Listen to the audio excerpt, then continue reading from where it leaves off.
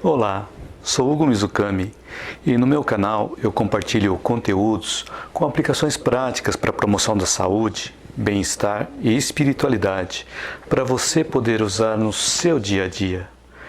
E neste vídeo eu trago algumas reflexões e dicas para ajudar você a lidar com a depressão. Esse vídeo pode também ajudar você, profissional da área da saúde, seja médico, enfermeiro, estudante, agente promotor da saúde ou áreas afins. Eu realizava muitas atividades no meu trabalho profissional e muitas atividades nos meus trabalhos voluntários também. E mesmo assim, eu tive a experiência de passar por um momento de estado depressivo, uma melancolia que demorei 2 dias para perceber. E quando eu percebi isso, parei para refletir. Por que eu estou sentindo isso, uma vez que eu realizo tantas atividades? Eu estava sentindo uma tristeza, sem uma relação clara de causa e efeito. E aí eu me lembrei de uma aula que eu havia assistido, onde ocorreu algo semelhante com uma outra pessoa. E ela fez a mesma pergunta para si. E teve a intuição ou a inspiração que ela estava realizando algo para fora, estava realizando fora, mas estava faltando ela realizar dentro dela. Procurei colocar esse ensinamento no meu caso e realmente eu estava em estado depressivo porque eu achava que não estava dando conta de tantas demandas, tantas atividades e eu precisava olhar para dentro de mim. E aqui está um ponto bem importante de nós buscarmos aprendizados e ensinamentos para poder aplicar em nossa vida. Quando eu fiz isso, ou seja, quando eu olhei para dentro de mim, encontrei uma pessoa que exigia demais de mim mesmo, querendo ter tudo sob controle, da forma como eu queria e no tempo que eu queria. E esse sintoma de ansiedade estava me levando para aquele estado depressivo. Busquei na base dos meus estudos e pesquisas, então percebi que eu não podia controlar tudo, que nem tudo tinha que acontecer no tempo que eu queria, porque para que as coisas acontecessem, eu teria que ter aprendido a lição em cada etapa. E as mudanças não acontecem de forma rápida, porque nós demoramos um tempo para assimilar a lição. Porém, a partir do momento em que aprendemos e entendemos isso, estamos no caminho para aliviarmos do peso que nós mesmos colocamos nas nossas costas e nos nossos ombros. E a pergunta que cabe fazer para nós mesmos é: qual a lição que temos que aprender nessa experiência? É importante salientar que não conseguimos controlar tudo e saber tudo. Esse atributo e muitos outros são atribuídos a Deus e nós não podemos e nem conseguimos nos colocar no lugar dele. Porque quando tentamos nos colocar no lugar de Deus, sofremos de ansiedade e depressão. E sabemos que Ele nos deixa o livre-arbítrio para que nós possamos realizar as coisas no nosso tempo. E tem uma frase que diz que Deus opera em silêncio e não concorre com a vaidade das criaturas. Então, para solucionar o meu problema de estado depressivo, eu precisava tirar a carga que estava sobre mim e que eu mesmo havia colocado. Comecei a refletir que eu estava fazendo tudo o que eu podia e o melhor que eu podia. E a resposta foi: com o tempo que eu tenho disponível para cada atividade, estou realizando o meu melhor. E mesmo dentro da minha limitação, eu estou conseguindo ajudar as pessoas. E o sintoma desse estado depressivo foi se esvaindo pouco a pouco, até desaparecer completamente. E quais as lições que eu aprendi e compartilho com você, para ver se isso faz sentido para você também e na sua vida. Um dos ensinamentos é que eu não sou Deus, que não consigo controlar tudo e nem tudo vai acontecer no tempo que eu quero. E cada coisa acontece no seu tempo, mas é claro que eu tinha que fazer a minha parte, e bem feita, ou da forma como eu sabia fazer e tinha condições de fazer. E quais as outras situações que podem causar depressão? Por exemplo, quando a pessoa pensa assim, o que é meu e o que é seu é meu também, mostrando o lado egoísta ou o lado ingrato. E muitos de nós temos um pouquinho do lado egoísta. E uma vez eu vi uma pessoa fazendo esse teste para provar que nós temos um pouquinho de egoísmo. Quando nós tiramos uma foto em família, uma foto com várias pessoas juntas, qual é a primeira pessoa que você vai olhar na foto? Então, quando eu olhava numa foto tirada com várias pessoas juntas, eu buscava primeiro ver onde é que eu estava. E também tem as outras situações.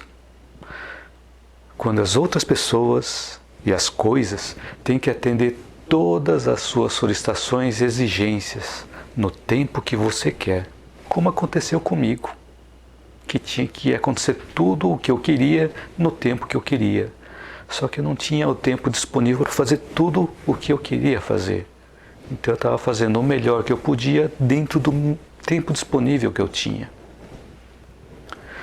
E também tem um tipo de pessoas que agem como crianças rebeldes e mimadas, e se não fizerem tudo de acordo com o que ela quer, fica de mal, não brinca mais. E uma vez eu li essa frase que me fez refletir muito. Uma criança dócil não aprende mais fácil e mais rápido do que uma criança rebelde? Pois cada vez que eu ficava revoltado, irritado ou rebelde com alguma coisa, eu estava me comportando dessa forma, atrasando o meu aprendizado. E quando a pessoa tem comportamento materialista, ou seja, não vê nada além da vida que leva, acha que tem que aproveitar bem a vida, que essa é a única vida que vai viver, e tem que fazer o máximo para ser feliz, e a qualquer custo. E com o tempo a pessoa se satura com essas coisas e começam as frustrações, vindo o vazio interior, o vazio existencial. E a depressão pode ocorrer também quando a pessoa tem um sentimento de perda de algo ou de alguém. Pode ser da saúde, de objetos, status, emprego, diante da separação entre cônjuges, ou de amigos e familiares que se mudam. Pode ser também da aproximação da velhice, ou o pressentimento de um fim próximo. Pode acontecer na perda de alguém muito querido. E aqui vale o exercício do desapego, lembrando que nada ocorre por acaso e que a vida continua. E voltaremos a nos encontrar com os nossos entes queridos em um outro plano. Vou deixar o card do meu vídeo que eu intitulei Qual o Significado da Morte? E a depressão pode acontecer também em casos de ressentimento, mágoa. E a mágoa nada mais é do que uma raiva interiorizada. E ressentir é sentir novamente. E quando a pessoa fixa uma ocorrência desagradável na mente, passa a alimentar e arquivar inúmeras vezes esses sentimentos de mágoa ou de raiva. E normalmente acompanham mau humor, negatividade, maledicência, queixa, ódio, atraindo mais as energias negativas. Aqui eu gosto de reforçar que os erros cometidos por outras pessoas ocorreram pelo conhecimento que ela tinha na época e talvez tenha o mesmo conhecimento até hoje. e relata um caso que aconteceu com um médico, Dr. Bezerra de Menezes, quando ele almoçava na casa de Quintino Bocaiúva. Em meio à conversa dos dois, aproxima-se um serviçal e comunica para o dono da casa, para o Quintino Bocaiúva: doutor, o rapaz do acidente está aí com um policial. E o Quintino, que fora surpreendido no gabinete de trabalho com um tiro de raspão que por pouco não lhe atingiu a cabeça, estava indignado com o servidor que, inadvertidamente, fizera o disparo. Mande-o entrar, ordenou o político. Doutor, roga o moço preso em lágrimas. Perdoe o meu erro, sou pai de 2 filhos, não tinha qualquer intenção. Se o senhor me processar, que será de mim? A sua desculpa me livrará. E prometo não mais brincar com armas de fogo, mudarei de bairro, não incomodarei mais o senhor. E Quintino, zeloso da própria tranquilidade, respondeu: de modo algum. Mesmo que o seu ato tenha sido de mera imprudência, não ficará sem punição. E percebendo que Bezerra se sentia mal, vendo-o assim encolerizado, considerou: Bezerra, eu não perdoo, definitivamente não perdoo. E chamado nominalmente à questão, o amigo Bezerra exclamou, desapontado: ah, você não perdoa. E sentindo-se intimamente desaprovado, Quintino falou irritado: não perdoo o erro. E você acha que eu estou fora do meu direito? E o doutor Bezerra cruzou os braços com humildade e respondeu: meu amigo, você tem plenamente o direito de não perdoar, contanto que você não erre. E essa observação penetrou Quintino como um raio. Quintino tomou um lenço, enxugou o suor que escorria no rosto e, após refletir alguns momentos, disse ao policial: solte o homem, o caso está liquidado. E o moço, que mostrava profundo agradecimento, para ele foi dito: volte ao serviço hoje mesmo e ajude na copa. Em seguida, Quintino lançou inteligente olhar para Dr. Bezerra e continuou a conversação no ponto em que havia ficado. E cada vez que ocorre algo provocado por outra pessoa, esse ensinamento lampeja na minha mente, dizendo: você tem toda a razão de não perdoar ninguém, contanto que você não erre. E também nos casos de depressão, existe a situação em que a pessoa está passando por um sentimento de culpa. E nós erramos por ignorância ou por fraqueza moral. Tanto em um caso quanto em outro, esse sentimento de culpa é um alarme, um alerta estimulando o arrependimento. Lembrando que a palavra arrepender significa, do grego, mudar de ideia. E nesse ponto nós não podemos nos esquecer que, se agimos mal no passado, estamos arrependidos, significa que tivemos um aprendizado de não voltarmos a cometer o mesmo erro, pois não somos mais ignorantes e nos tornamos moralmente mais fortalecidos. E além disso, cabe a reparação do erro cometido. Quanto mais tempo passar, mais difícil será essa reparação. Normalmente, as pessoas costumam se afastar de pessoas com esses perfis e fazem com que aumente mais esses sentimentos. E há também casos onde a culpa é colocada sobre outras pessoas.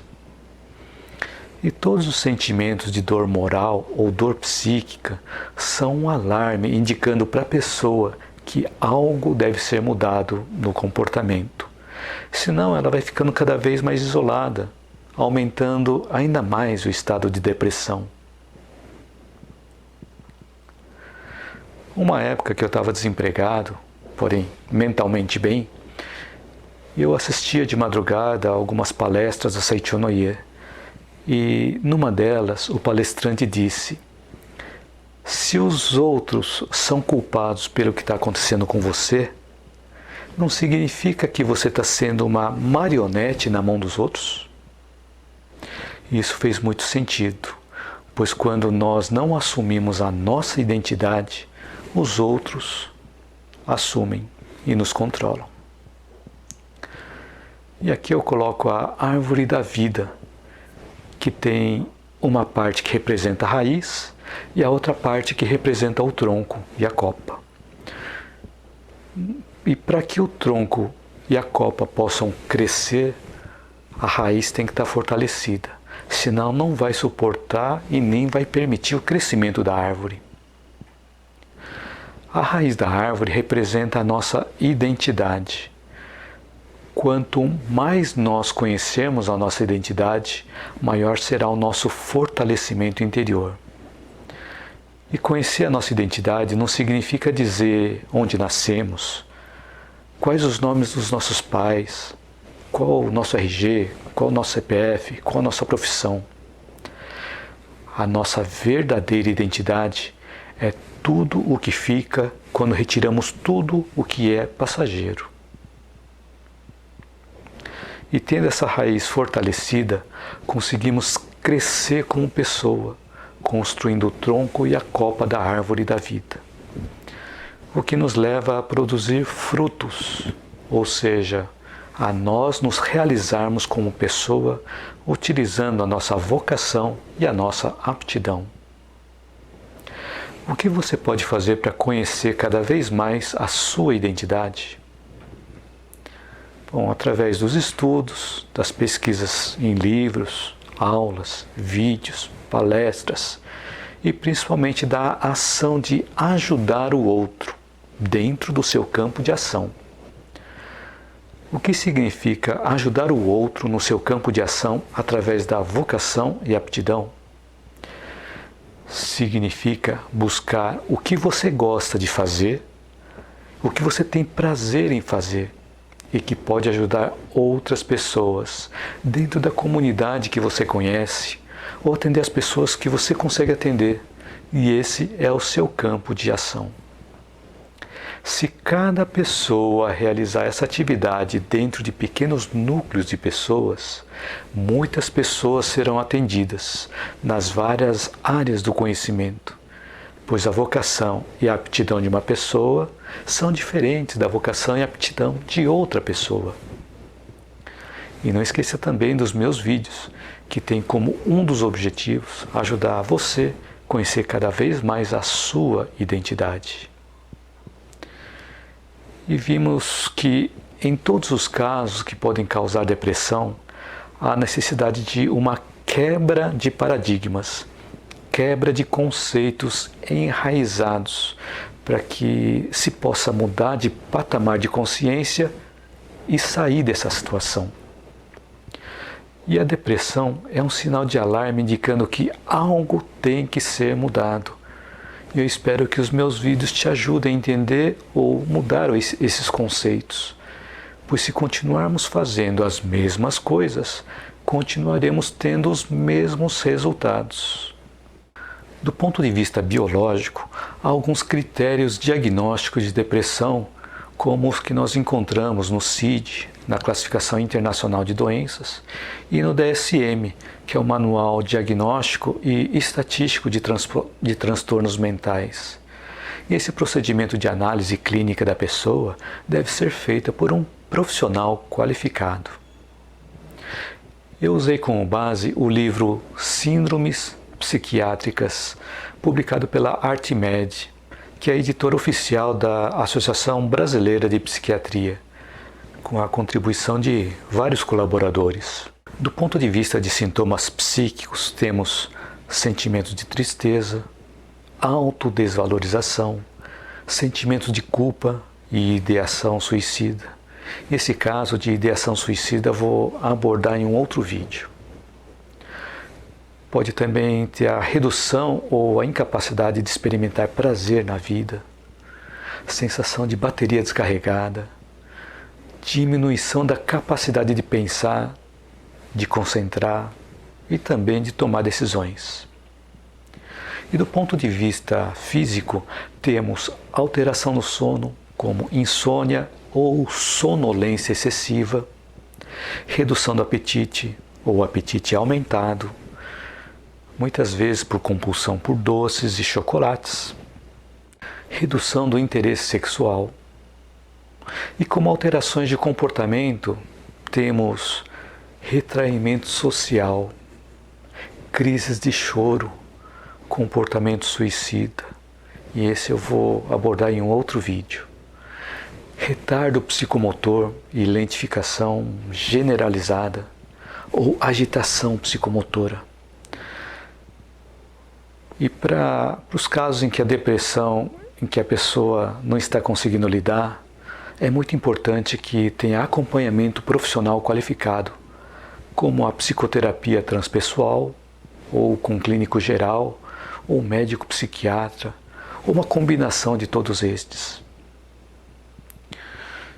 E é importante a gente lembrar que todos esses livros, CID e DSM, informam a classificação da doença, o que significa que o diagnóstico pode e é diferente de pessoa para pessoa, pois existem outras comorbidades envolvidas e histórias diferentes de cada pessoa. Então, uma pessoa com depressão vai reagir diferente de uma outra pessoa com depressão. E no livro Compêndio de Psiquiatria, de Kaplan e Sadok, que aborda tratamentos usados em medicina psicossomática, ele nos informa que várias intervenções vêm sendo realizadas com sucesso em medicina psicossomática, pois, como muitos tratamentos relacionados à saúde mental estão relacionados a medicamentos psicotrópicos que afetam vários órgãos do corpo humano, é importante o entendimento da psicossomática. E esses medicamentos podem provocar os chamados efeitos colaterais, principalmente afetando o fígado, onde a maioria dos medicamentos é metabolizada. E por isso, uma avaliação da pessoa deve ser considerada antes da escolha desses medicamentos. E vou deixar um card aqui em cima, à esquerda, caso você queira saber um pouco mais sobre doenças psicossomáticas. E é aqui à minha esquerda, ou à sua direita. Além do recurso medicamentoso, quais são os outros recursos que estão disponíveis para atender quem está portando depressão? Eu mencionei portando depressão e não quem tem depressão, pois essa não é uma doença para se levar a vida toda, que pode ser trabalhada e tratada. Lembrando que os medicamentos não curam a depressão, apenas aliviam os sintomas de forma que o humor da pessoa possa melhorar e ela possa buscar os recursos para sair dessa situação. E vamos agora aos recursos que estão disponíveis, ou seja, o que fazer nessas situações. As intervenções psicossociais têm apresentado muita eficácia na abordagem de uma série de problemas. E o que são intervenções psicossociais? Elas podem envolver oficinas de dinâmicas de grupo, desenvolvendo atividades que podem ser realizadas em grupo e depois cada um pode, através desse aprendizado, aplicar em casa. A intervenção psicossocial se configura como um processo de interação da pessoa com o meio ambiente, com vistas à mudança, no sentido de entender uma dada realidade e se desenvolver com isso. Um estudo realizado pela Universidade Federal de Minas Gerais, em Belo Horizonte, descreve que intervenções psicossociais estão associadas à busca de bem-estar dos indivíduos, dos grupos e das comunidades, assim como a busca de transformação, de mudança, de pesquisa e de tomada de ação. E por que a busca de bem-estar é importante nesse contexto da intervenção psicossocial? Porque na grande maioria das vezes, o tempo de consulta com o profissional é muito curto e normalmente a consulta se restringe apenas ao biológico, aos sintomas e ao receituário de medicamentos para minimizar esses sintomas. E normalmente não se aborda as outras dimensões do indivíduo, que são muito importantes e necessárias. Por exemplo, as situações socioeconômicas, culturais, dentre outras, onde também se analisa a integração do indivíduo na sociedade em que vive, ao contexto ao qual a pessoa está inserida. E a intervenção psicossocial vem complementar o tratamento medicamentoso, atuando sobre algumas outras dimensões do ser humano, além do biológico. E um outro ponto muito importante na intervenção psicossocial é auxiliar a pessoa no entendimento da situação, para buscar a transformação, a mudança, através da tomada de ação. Então, ao invés da pessoa passar apenas por tratamento com teoria e química, o que é teoria? Teoria é o que se deve fazer. E a química são os medicamentos. Então, ao invés da pessoa ficar apenas na teoria e na química, a pessoa pode partir para uma outra dimensão. Como, por exemplo, as ações práticas. O que fazer dentro do contexto e dentro da realidade da pessoa, para incentivar a transformação, a mudança nos hábitos e pensamentos da pessoa. E é neste ponto que ocorre a melhoria da qualidade de vida e bem-estar da pessoa. E como cada pessoa tem uma experiência diferente da outra, é necessário que o profissional da saúde conheça as outras dimensões da pessoa, onde a dimensão biológica é apenas uma das 6 dimensões do ser humano. Quais são as 6 dimensões do ser humano? Então, segundo o RuQual 100, o questionário de qualidade de vida da Organização Mundial da Saúde, as dimensões do ser humano são físico, psicológico, nível de independência, relações sociais, meio ambiente, aspectos espirituais, religião e crenças pessoais.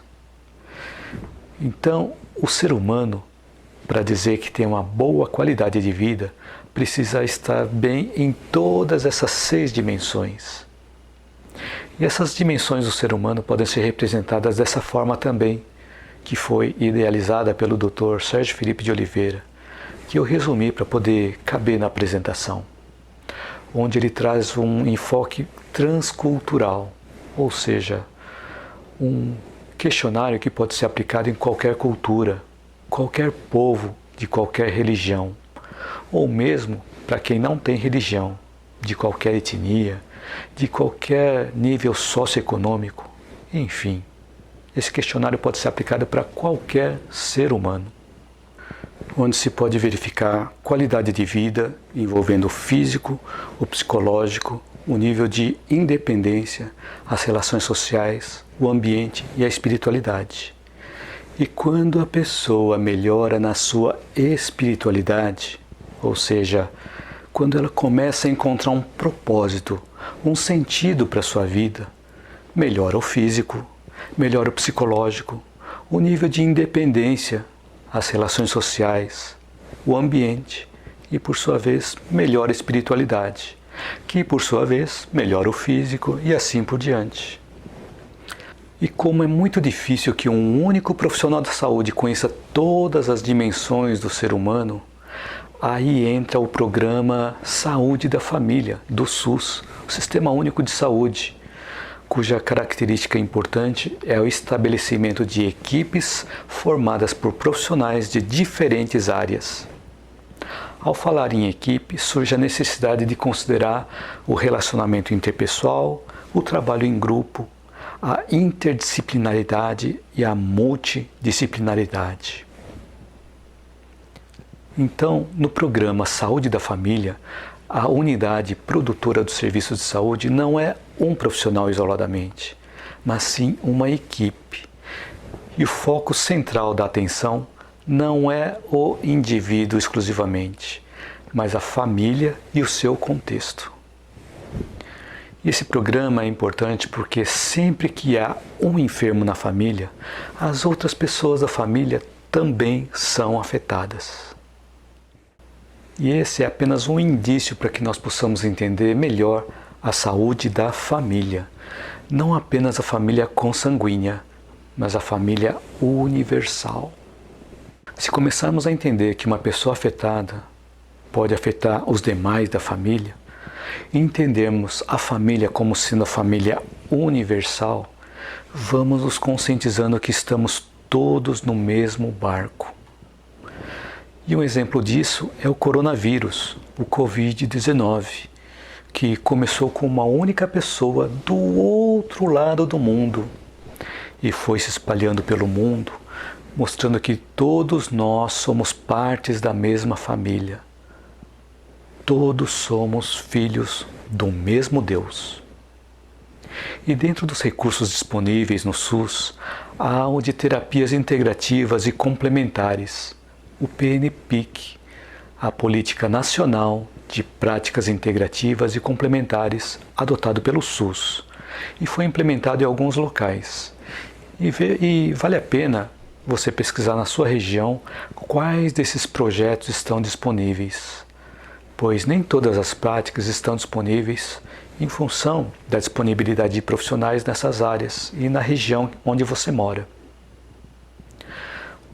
O programa do SUS tem suas deficiências e às vezes pode não ser exatamente o que esperamos, mas temos esse suporte que muitos menosprezam, achando que nos países de primeiro mundo o atendimento é melhor. Ocorreu um caso com um médico brasileiro que foi ministrar uma palestra em um país da Europa, país de primeiro mundo. Em um determinado momento, uma pessoa da plateia começou a passar mal. Ele foi até a pessoa e fez uma análise rápida e pediu para chamarem uma ambulância. Mas disseram, vamos esperar um pouco. Passou mais um tempinho e como ninguém tomou nenhuma ação, ele perguntou, por que vocês estão demorando tanto para chamar uma ambulância? E responderam que era melhor esperar um pouco, porque para chamar a ambulância teria que pagar. Então o médico disse, então chame a ambulância que eu pago. Por mais deficiente que seja o atendimento público no Brasil, ele tem muitas vantagens com relação aos programas de saúde em países de primeiro mundo, onde tudo é pago. E o Brasil é referência mundial na área de práticas integrativas e complementares, na atenção básica. É uma modalidade que investe em prevenção e promoção à saúde, com o objetivo de evitar que as pessoas fiquem doentes.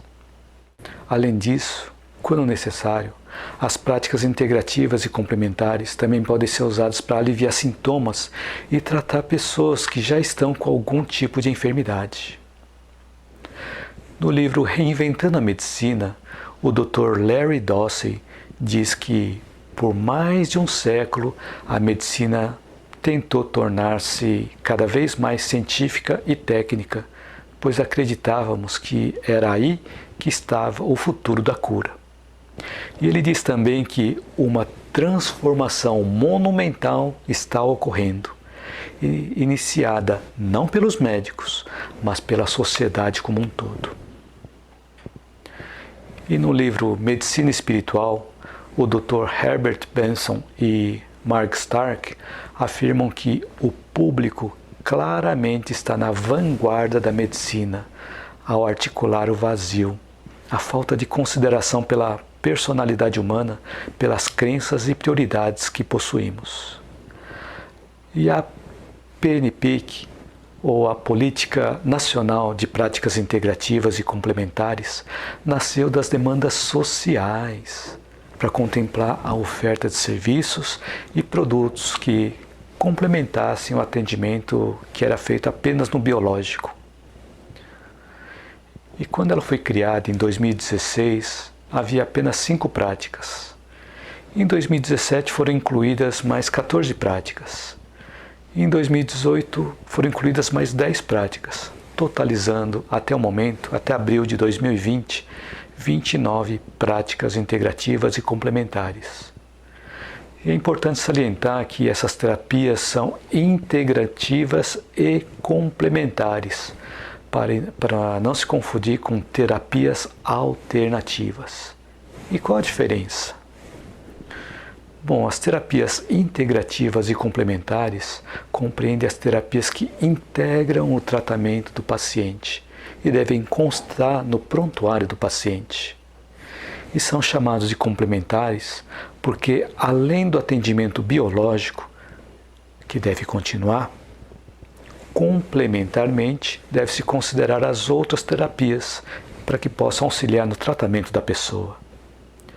Já no caso dos tratamentos alternativos, eles são os que substituem o tratamento biológico por outros tipos de tratamento. E essa forma de tratamento não é recomendada. Então vou listar as terapias integrativas e complementares, e para você conhecer mais detalhes sobre cada prática, vou deixar um link abaixo. Então as terapias integrativas e complementares são acupuntura, homeopatia, fitoterapia, antroposofia, termalismo, arteterapia, ayurveda, biodança, dança circular, meditação, musicoterapia, naturoterapia, osteopatia, quiropraxia, reiki, Shantala, terapia comunitária integrativa, yoga, apiterapia, aromaterapia, bioenergética, constelação familiar, cromoterapia, geoterapia, hiptoterapia e imposição de mãos, também conhecida como passe, um termo médico usado por Hahnemann, o criador da homeopatia.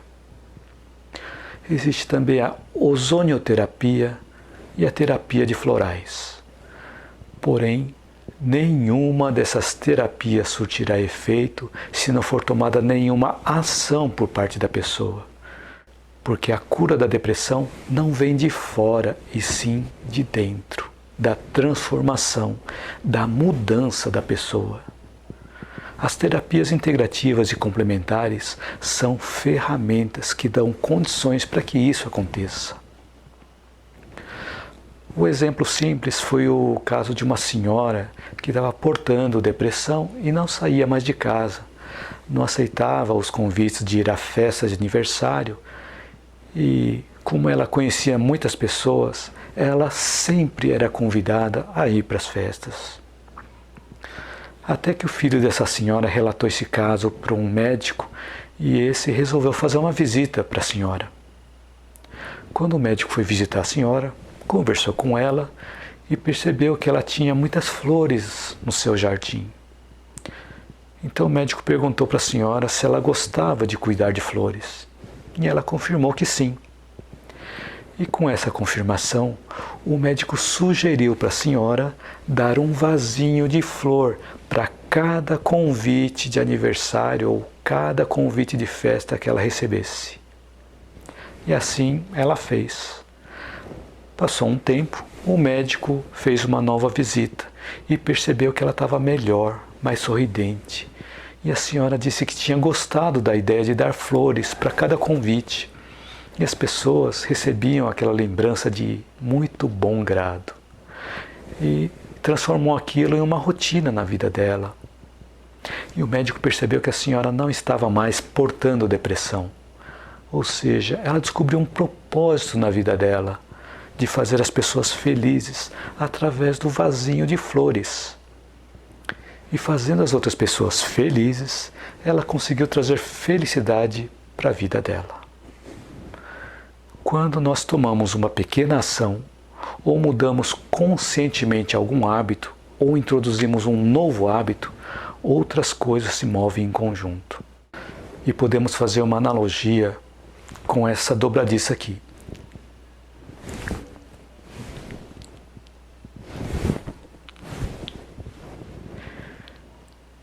E E conforme nós vamos introduzindo ou instalando essa dobradiça, vemos que o conjunto de pequenas dobradiças movem uma grande porta. E quando nós nos melhoramos, a nossa vida melhora, o nosso entorno melhora. E com isso acabamos realizando uma obra social, pois estamos melhorando o ambiente à nossa volta. Edgar Morin diz que devemos organizar os conhecimentos de modo que esses possam dialogar entre si e fazer parte da vida humana, como se formassem uma colcha de retalhos costurados com harmonia e perfeita combinação de cores. E quando eu envolvo a transdisciplinaridade através da ciência, da filosofia e da espiritualidade, a minha ideia é colocar esse conceito apresentado por Edgar Morin na prática da minha vida e que possa ajudar na prática da sua vida também. Pois eu vejo que conhecimento, além de fazer sentido, tem que ter aplicabilidade prática. Eu acho que você já percebeu que o conteúdo dos meus vídeos é baseado em fontes que são referenciados conforme o assunto é tratado. E essas fontes me dão sustentação para as colocações que eu faço. É importante salientar que eu não sou médico. A minha formação profissional é engenharia elétrica. E também tenho formação em um curso livre em medicina integrativa para a formação de agentes promotores de saúde. E nesse curso eu tive a oportunidade de ter contato com a área da saúde mental em 4 anos de aulas e estudos com um médico neurocientista que atua também na área da psiquiatria. E também venho estudando assuntos ligados à área da saúde há mais de 20 anos. E vou deixar o link do card aqui de um vídeo meu de como eu cheguei até aqui, onde eu narro parte da minha história, para que você possa conhecer e entender a minha trajetória, caso você ainda não tenha assistido a esse vídeo. Se você gostou desse vídeo, clique em curtir e compartilhe para que esse vídeo possa ser assistido por outras pessoas. Se inscreva no meu canal, clicando no botão abaixo desse vídeo. Ative o sininho para receber notificações das postagens dos meus próximos vídeos. E deixe um comentário para eu saber se o conteúdo desse vídeo te ajudou e também para eu saber se eu estou no caminho certo. Coloque a minha página ou o meu canal em seus favoritos. E se você tem alguma dúvida, deixe também no comentário que eu vou te responder no tempo mais curto possível. Gratidão e até meu próximo vídeo.